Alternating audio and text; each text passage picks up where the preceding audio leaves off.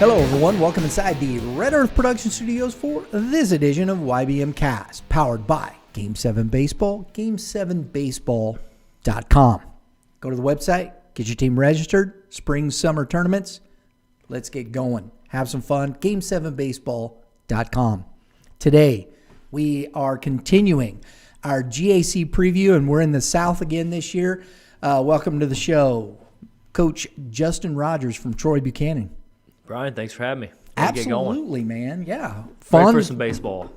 We had a great time at your facility last year. That Friday Night Lights game, that was fun. That was fun. That was a good game. It was a heck of a game. North Point's going to be tough, aren't they? They're going to be good. Yeah. They're going to be good. They got a lot of talent, really well coached. They're going to be somebody to watch for sure. They got a good team. Yeah. You know, it's tough when you get some of those new teams. You don't know how everything's going to shake out, but they seem to have some talent. Yeah, they're going to be good. Yeah. I think there's enough now, you know how they're going to be good. So we're looking forward to, hopefully we'll get back out. I like the Friday. It was a little chilly. It was a little cool that evening. Yeah, it definitely got cold as it went on in the evening. My gosh, that sun went down. It was like, oh, burr, it's still March. Well, no, it was April. We were in April, weren't we? Yeah, that was April. That was mid-April, too. I want to say we played them maybe around the 14th, middle of the month. Yes. Sometime middle of the month, I think. Yeah, it got a little chillier than I thought it was going to. It did. Yeah. But, hey, you know what? It was fun. That happens. I mean, shoot, in Chicago sometimes at Wrigley they're playing in the snow. Yeah. I hope this weather we're having right now doesn't mean that it's going to be cold in the spring. You like when it's 50, 60 right now, but I want that in February and March, not. It'd be nice, wouldn't it? I don't want it to be 40 all of April, you know. Let's have the winter now and then get some spring when it's supposed to be spring. But we'll see. You can't control that, so. Never can tell. It is what it is. Troy Buchanan, I got you. I like some of the guys you got coming back. I still think you're there. I'm looking forward to hearing, as we started, we talked a little bit before, looking forward to seeing what you got on the mound, because I think that's the key to most teams, and especially when you're in the South. How well you can compete on the mound is a huge factor in this conference. Yep. You got your dude coming back, Mr. Cam Casso. Leadership there, senior, right in the middle of the infield. Same with Ryder on that. That's right, your catcher, right? Yes. Yep. He's a stud. Yes. And those two are just great kids, great leaders, do the right things. Definitely the kind of players like we can look to, for stability. Kind of like Ryan McDonald last year. Ryder and Casso are kids just like that. Absolutely. And they know how McDonald was and the example that he is, still is to all of us. So I'm excited to see those two kind of, step into that. And they're the right kind of guys. Senior year, I'm excited to see it for him. And that's huge. I think, you got some guys that you're probably going to, we'll talk about the pitching staff coming up. But when you got a senior leader like that behind the plate, that makes a huge impact, doesn't it? Yeah, for sure. Especially Jackson's the total package with all that. He's caught for 2 years now. He caught most of the games his sophomore year. Last year, he's the guy, and he's a leader. He's a worker. He's a great athlete behind the plate, and he does all the right things. If you need to look at an example of what we want, you can usually watch Jackson Ryder, and you're going to see it. I love that. Yeah. Cam Casso, last year is the first time I'd seen him play myself, and I was really impressed with him. I was really impressed with him on the field, making plays. Talk to me about what that means to you're going to have some younger guys. You turned over some seniors last year.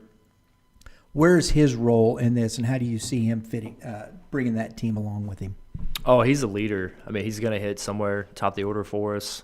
He's going to lock down the middle infield, and he's going to be another, like Ryder, another guy that you can count on to do what you want done when you need it, and he's going to be a great person for other people to follow. And he's got a great personality, and his teammates love him. He'll get after it, and hopefully he can take some people under his wing and lead us. He will. We're excited about him. Yeah. He hit 352 last year, 16 RBIs. He scored 37 runs. That's some huge run production right there with that. And he had a great season. that just makes a huge part of what you try to accomplish as an offensive guy. And when you're talking about then Ryder behind the plate, Cam Casso, Avon Weaver's another one that will be back for you. Yeah, Weaver should hit somewhere in the middle, and he'll be in that pitching 1, 2, 3 kind of conversation that we have. Really? Yeah, he was up there last year. He ended up not starting the conference games for us, but if you look back kind of reflectively, we rolled him out beginning of the season against some of the best teams we played. He started against Jackson, kept us in it. I think his second start was Washington. Oh, wow. Which ended up the kind of season they had. Yeah, that's a maybe good didn't know baseball at the time how strong they were going to end up being, but he pitched against Washington. And then his third game was Zumwalt South. Oh, geez. And we left with the lead. He shoved that day, pitched great against them. And then we lost it in relief, unfortunately, in extra innings. But, yeah, we kind of, formulated our conference plan after, his first set of 10 games. And I think he pitched against Jackson, Washington, and Zumwalt South. And pitched well. And he got a lot of innings. He got a lot of innings the year before that. Like, he's a quality dude. I mean, he competes. He's going to get after it, and he's got good stuff. He's pitched a lot of innings for us the last 2 years, and he's a quality dude that's going to keep us in games. Last year, we kind of said this a little bit as we were talking before the show. You kind of surprised some people. You had a really good season. Got into districts. What do you expect out of this team? You got kids coming back. What did you learn from that as a coach, your players? What are you bringing back from that year last year? One, we can compete against anybody. And I think that's the mindset that our players will have now. Maybe you go back a year or two. I don't know if that was totally there. Mm-hmm. I think it was there definitely from certain people, but as a program, I think you get the monkey off your back of the kids are in school now. Right. Before last year, we didn't beat Howell, we didn't beat West. Right. Last year we were able to get a win against both of them. So now it's like, okay, we got that out of the way, and let's just go compete. That is a kind of a monkey off the back, isn't it? It really is. If you haven't. And that was last year was the first time for me being the head coach where we had beaten either one of them. And we beat them before. Right. Like when I was assistant coach, it's not like we can't do it and haven't done it, but for having a group in school playing at the same time, that was the first time like that group as a varsity team had done it. So now you can kind of clear that and let's go. What's the next one? And we're excited. We're excited to compete, man. For us this year, I expect us to be competitive and have a chance to win every game we're playing. And it's just who plays better that day, Absolutely. That's what it's coming down to. We were talking a little bit about the pitching. Let's talk about the overall staff and some of these kids coming back just from last year. How many guys you got returning on your pitching staff? We have a lot. Probably close to 80% of our innings from last year. Obviously, you lose McDonald. Right. Who started conference games, and he was a big one, pitched over 50 innings, and was a dude, kept us in every game, had a chance to win. A lot of times we won because of what he did on the mound. Right. But Wiedemann pitched the other days, and for the last 2 years he's been very competitive, really good ERA, and kept us in games, did a great job. Weaver's in there. Caden Speak pitched 20, 25 innings last year. Cameron Huddleston pitched around 20 innings last year. Kyle Thompson's another guy who's like 25 innings last year. So we got quite a few guys who pitched significant innings, whether in relief and started some against good teams that we feel pretty good about, 1 through 5, 6 being pretty competitive guys who can keep us in a game. You getting 20, 25 innings on the varsity, that's pitching a lot. We got a handful of those guys who got around that amount of innings last year that we're excited to see them, take even more of a role this year. Who do you see as that front runner, taking that number one lead? You got any ideas yet, or is it kind of open in the competitive sense? I would say it's kind of open. On paper, you get Josh has started those games last year and did a great job. Mm-hmm. So he started game one conference games last year and did a great job. So he's kind of I guess you could say maybe a little bit of an edge, but I know Avon and Caden are right there. Those three really I see being our top three in some order. Right. And we don't have to decide that yet, but they're working hard, and I'm excited to see how it plays out. I love the fact that if you know these are the guys, you as a coach, you know what you're looking for, right? I like that thought process of just competing. Who wants the ball, right? Yeah, I mean, last year at this time last year, I expected Ryan to pitch. Hopefully, I wanted to get him to 15 to 20 innings, but we weren't talking about McDonald starting our conference rotation this time last year. Wow. We knew how good he was, but he was hurt some year before and pitched like 7 innings. And then once we started throwing bullpens, we're like, we might have some. We knew we had something. I knew we had something. I was kind of thinking as a closer because he's in the lineup so much.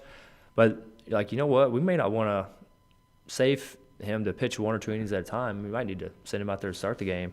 And we started doing that in the non-conference, and he pitched really well. And through those first 10 games, that's what's so great about our tournament and then the Midwest Classic. You play in both of them, we get 10 games right off the bat before conference play. So you get 2 or 3 times through to kind of see, like, okay. Is it spring training, basically? Yeah, in a sense. I mean, you know what you have. You got to have a plan to think about, what you got, but on paper is just on paper. And then let's go out and play some games and see how we're performing, and then kind of you're always continually evaluating too, throughout the season. Just because a guy starts conference, the first week doesn't mean he needs to the last week. It's kind of who's going well, who needs to pitch those games. When you're looking at these guys pitching-wise, do you know where they're playing at in the summer? Do you follow them in the summer and what they're doing and what they're accomplishing? Because most of these kids are playing club ball, right? Yes. Yep. Yeah, we keep up with them just to see how they're doing. Yeah. Yeah, we know where they're at and what they're doing. Very good. Yeah. Do you keep in touch with the coaches and the thought process, how they're building and things of that nature, or is that just something that you just monitor and when they get to camp, basically, you're ready to go? More so kind of monitor. I mean, occasionally, if I'm really concerned or just want to get an update from the coach, we can reach out to the coach too, but more so just kind of keep up with how they're doing, check in with the player every now and then, and the coach.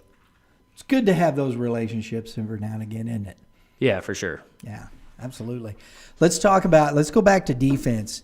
We know we got Ryder behind the plate, Casso at short, which is huge. Who's in center field? Aiden Vaccaro will be our guy out there. Last year. Yeah, he played probably 60% of the time in the outfield last year. Mm-hmm. We ended up DHing for him sometimes. I'd say overall he probably played about 2/3 of the time out there, and he's a really good center fielder. We feel good about him going out there and locking it down in center. Playing good defense. Yeah, good defender. Run things down. I think he'll hit better too. Not having to always look over his back. Expect do I get to be in the lineup tomorrow if I don't hit today, kind of thing. That happens sometimes. That's kind of unfortunately where he was at. It was just I might be getting DH for, might play today, might not. I think knowing like, hey, you're the guy in center, I think he'll swing it better too. Because he's a talented player, good athlete. Plays basketball, so he's with our basketball team right now, and it's a big part of their run last year and what they're doing this year. Very good. So where are your other spots? Where's your other competition defensively? I'm intrigued by third. Like I think third is a pretty big competition. Mm-hmm. We ended up having Carson Twellman play there at the end of the year last year, a freshman. He's going to start in the infield this year. I am not sure if it's going to be second or third, but he's gonna play because he's good. He is a stud, isn't he? He's a stud. So we expect him to be out there somewhere, and there's multiple options at both. Is which way we want to go with it. As far as like what's better overall, him at third and somebody else at second, or him at second, somebody else at third. But I'm kind of intrigued by how that one plays out. There's a few guys competing in both those spots that could. And we may not know until we start playing. Yeah. On that too. I get it. It's gonna be I some at bats. Who plays well? he made a couple. As a freshman, he made a couple of throwing errors, and you expect that sometimes with a freshman when we saw him here and there. But the kid's talent is obvious. His athleticism, what he brings to the table, and how he plays. And as you said, is he playing out of position at third? I wouldn't say out of position because I think he's a good infielder. Okay, at short, second, and third. Yeah, he's just a good infielder. There you go.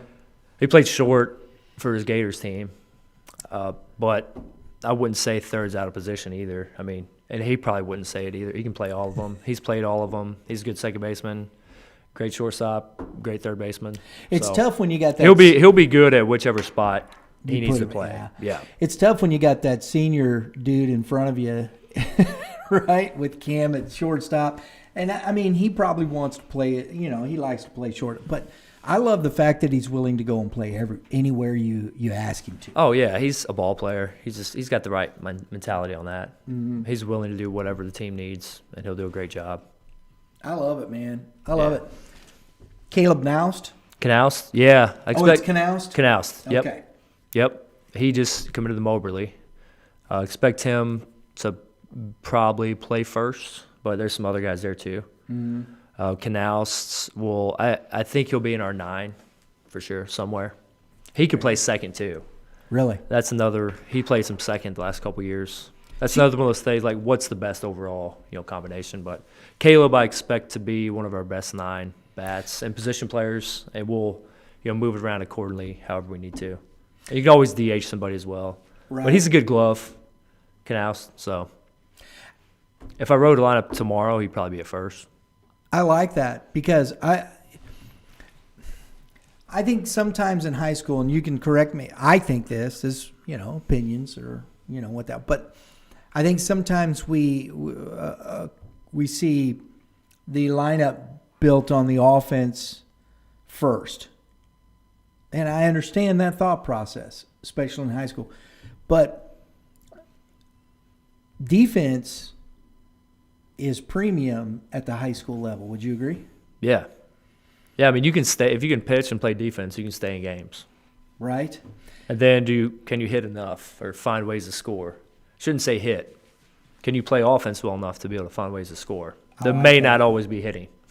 Right. But can we pitch? Can we keep ourselves in the game on the mound, make routine plays and some of the extraordinary plays, keep yourself in the game, and then the longer you stay in it, the more you got a chance to win. I think you did that a lot last year, correct? Yeah. I mean, even games that didn't go our way, they were kind of like we were in it, There's a lot of them that could have gone the other way.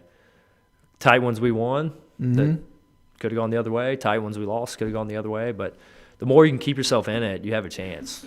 Absolutely. And then you start to get comfortable playing those games, Believe in yourself that, okay, here we are. We're excited about it. Like, find a way to get it done. We can get a run and being home. Comfortable in those situations. Right. Makes a big difference. Who's, with that being said now, we talk about offense, the lineup, and things of that nature. Who are your bats? Who are those guys that you can set in the middle of that lineup? Cam, Carson, Avon, Jackson, Caleb being there somewhere. So that's pretty good. I mean, you got 5 guys right there. A lot of those guys have got to play a lot. Like, they're experienced. So right, and that's why I'm saying I think when the thing that was curious to me, because I saw some, I didn't know a lot, and when I look at this is why I like doing the previews, because it gives me a chance to talk to you, the coach, and look at, because I set everything first and foremost off pitching. I believe that very much. Usually somebody's got some guys that can swing the bat. You're going to get opportunities. And coaches in high school, I'm going to bunt, and you're going to do work to scratch runs and put those things across. You're going to have opportunities with maybe errors and things of that nature. But if you can pitch on the mound, if you can throw strikes and compete there, played that defense, I think those are the things that are key. And when you look at your lineup and you got the guys coming back, the biggest key to me with you guys is do you have enough pitching to bring that together? I think we've got enough pitching depth to keep us in pretty much every game we play. Are we going to win every game? No. Well, But yeah, I think we have a understand. chance to win a lot of them. Yeah. And then we were excited about some other guys, too, that played more JV last year, kind of coming up, filling some of those position player spots.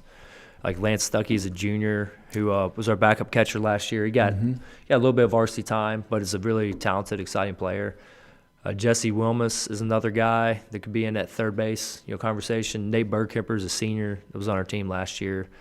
Got around 30 at-bats, I think, played some third.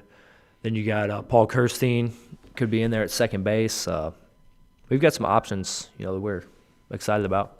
Very good. So you got a lot of good competition in camp, don't you? Yes. I like that. I think every year the worst thing about, and I love every part of my job, the worst thing about it is picking the team. Yeah. Tryouts. It's like who makes the team, who doesn't, and then kind of where you go from there. Right.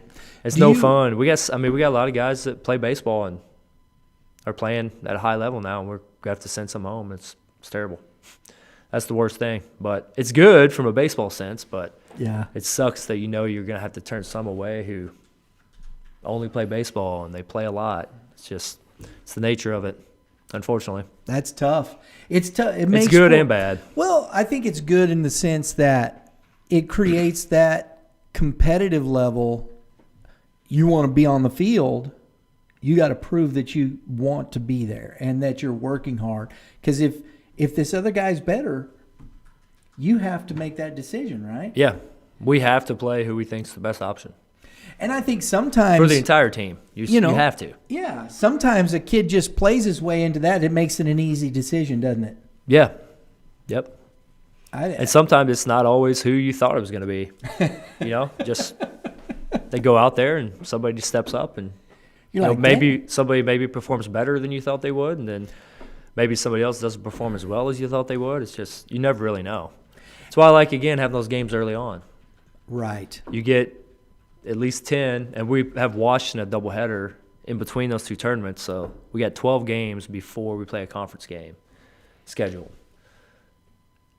Where you get to get some guys at bats, kind of see how we do, and move a couple of different positions and things like that, and then see where it goes from there. Who's in the Troy tournament this year? Everybody? No. I love it. The entire G.A.C. South, I think, is in it now. So, Oh, wow. yeah. CBC. Oh, good. Yeah, always. It'll be fun. Yeah. So it's no cakewalk. No, it never is. Not a cakewalk. Might have to put them in our pool this year. We'll see. You got anybody coming over from the central or west side of the state? I think I can't off the top of my head. Didn't mean I to don't put you on remember. the Yeah, I spot don't- that way. If you I know don't- who's in if it. you I don't remember off the top of my head. I mean, it's a No, it's 16-team fine. tournament. I can't name every team. Sure.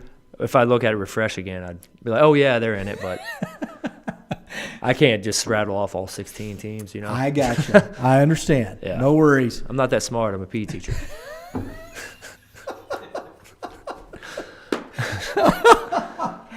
Oh, mercy. Hey, doesn't mean you're not smart, Coach. That's right. That's Just right. because, this is why I don't remember anything. The gray hair don't fool. It Nope. just doesn't. I want to, look at this scenario coming into conference play. You're facing some really good arms. How do you prepare your team this year? You got some kids who are going to feel it. You got some leadership. How are you preparing your guys for that GAC, the 5 weeks of the GAC? So just offensively or Overall, team-wise? mentally, how do you put your guys in position there? I think we're doing it by kind of what we're doing now. When we get to start the 3 hours of practice in January, it's like we're spending that doing it the best we can, getting ready for game situations, utilizing that to really practice and not just, come in and take a few swings, Yeah. implement some offense, defense, and Do you guys really use that as like time to get ready. And so, and maybe the question I want to, do you guys scouting reports? Do you keep those things? Do you put that in front of those guys, especially for the GAC? Because you're seeing a lot of these guys again. Yeah. Right? You're going to see pictures that you saw last year. You're going to see. I don't think Richie Swain. I don't know if you saw him last year. He with did Timberland. not throw against us, Right? But we're familiar with him. And kids, you have players playing. They see him in the summer. The Right. players know. They do know, don't they? Yeah, and we've got enough guys playing. I think they know who the kids are and have seen them in the summer. Because you're going to get some new arms with West, right? Yeah. You're going to get some new arms with North.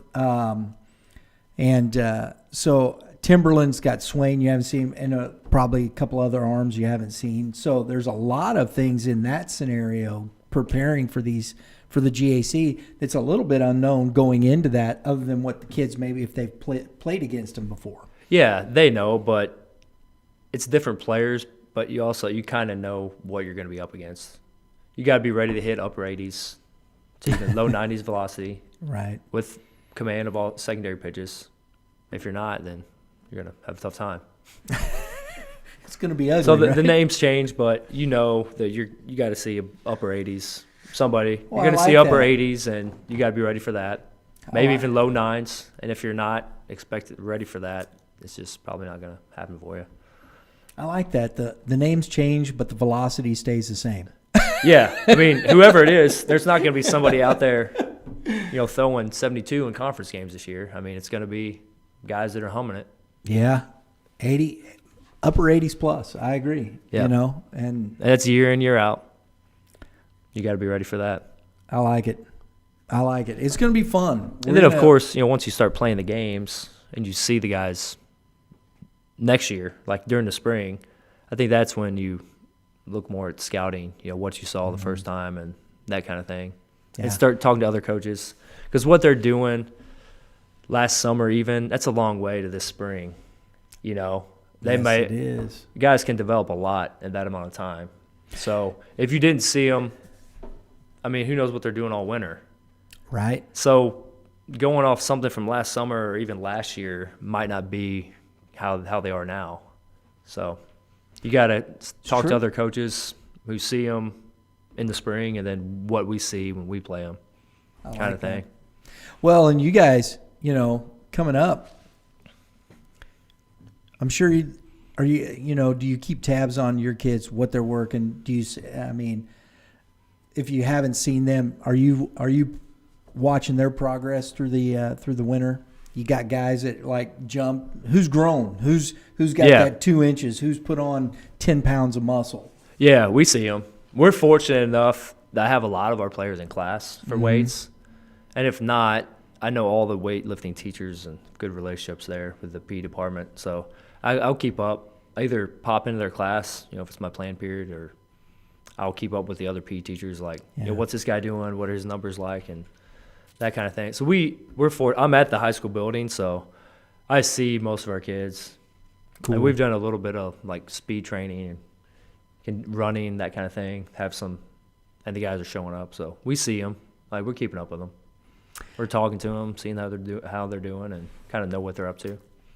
I think you're going to be right there in the mix, Coach. And now talking to you about your pitching and things like, I think you're going to be right there. That's just one guy's opinion, because I look at this, from Howell to West. That's where it was last year. It was Howell, West, you guys. I think you're right there. I mean, Howell is definitely there. You and West are right there. I think everybody's gonna be good. Timberland's going to be good Timberland again. could just as easily. Yeah. Howell North. I think Howell North, it's a coaching change. Howell Central. Beckman, I think Coach Beckman's got some, he's got some new guys.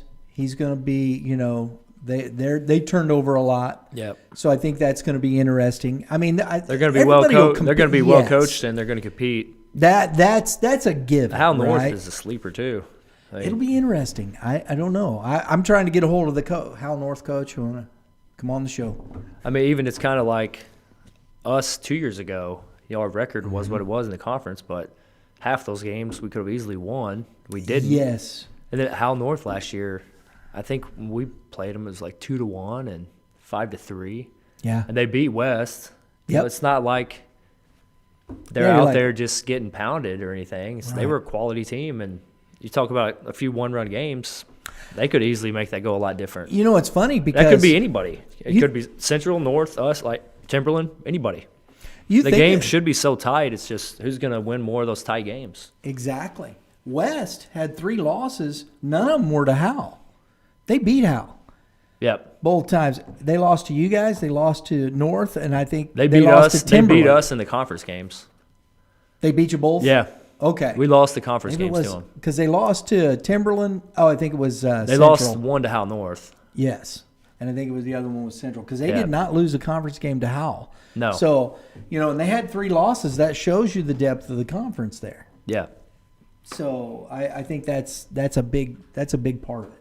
Big part of it. Yeah. I think anybody can beat anybody. Absolutely. Got to strap it up. Yep. Should be fun. We're excited to compete and get after Absolutely, it and see man. how it goes. I'm looking forward to it. I'm looking forward to seeing these kids play. I'm going to have to reach out to Mr. Casso and Mr. Ryder, see if we can get them on a player spotlight. That'd be Do fun. it. They're good ones. Yeah. I need to do that. That'd be a fun one. Because Yep. we're trying to do as much of that through January as possible. We love to talk to the kids leading up to that. It's a lot of fun. I love talking to the players, and it gives them an opportunity. I think I love that part of it because it gives people an opportunity to see the kids. Yeah. You They're should. playing, right? Yeah. You should. Those are good dudes. You'll like it. Absolutely. You'll enjoy talking to them. I remember meeting Ryder last year because I think he was our Yeah. player of the game. You had Cam 2 years ago at Lindenwood, That's right. Oak Grove. Yep. And he walked off one of those games, and I think you got to chat with him for a Yeah. couple minutes that day. So it'd be fun. I need to do that. Boom. There you go. Good stuff. Folks, head coach Justin Rodgers, Troy Buchanan High School, the Trojans, Yes, sir. and the shirt. Got to show off the shirt. Thank you to Troy Admin for the hookup. Absolutely. Guys, thanks for watching. Coach, always a pleasure. Enjoyed it. Thanks, Brian. Thanks for having us. Yeah, we got to catch up too because you're the. Are you the president now? I'm still president-elect. President-elect. Until the summer. I think July 1st is when it switches. And Missouri High School Baseball Coaches Association. yep. President-elect. I'm looking forward to. I'm hoping to get. I got to catch up with you about the January meetings. I want to talk. Sounds good. Yeah. Just let me know. Absolutely. So, thanks again, folks. Thanks for watching, tuning in. Remember, subscribe. Hit the dinger next to it. Notifications. If you hit dingers, you get something for it, right? 'Cause Right, you should. that's what I'm thinking. So get your notifications for all upcoming episodes such as this. This is great stuff. We appreciate the support. Everybody have a great day in the Lord. All you pitchers, keep throwing strikes. And hitters, Coach, give them some advice. Hit dingers. There you go. Simple as that. We'll see y'all next time.